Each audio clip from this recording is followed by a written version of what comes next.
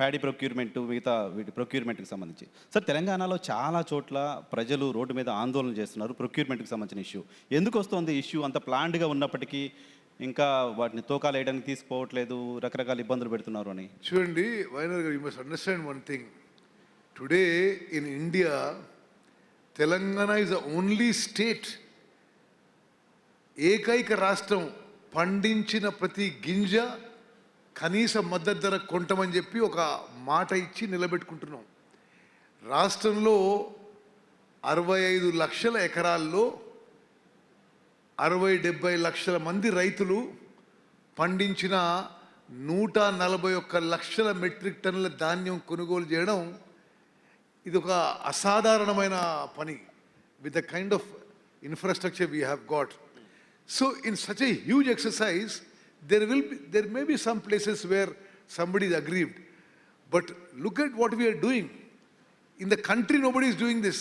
We are buying every single grain of paddy produced in this Telangana state, over 65 lakh acres. Our government is spending 22,000 crores. నేను నిన్న కూడా మరి మా సొంత జిల్లా నల్గొండ జిల్లా, ఖమ్మం జిల్లా పర్యటనలో ఉండి అక్కడక్కడ ప్రాబ్లమ్స్ వస్తుంటే, కొన్ని చోట్ల లారీలు టైంలో రావడం లేదని, కొన్ని చోట్ల హమాలీస్ లేరని మీకు చెప్పాలి. What kind of problems these are, you must understand this. తెలంగాణలో తెలంగాణ సొంత లేబర్ ఇప్పుడు రైస్ మిల్స్లో కానీ గోడౌన్స్లో కానీ ఎక్కడా పని చేయడం లేదు. It is not something we should be happy about, but today in Telangana, none of our own labor is working. Telangana entire labor is coming from other states, from Bengal, Bihar, other states.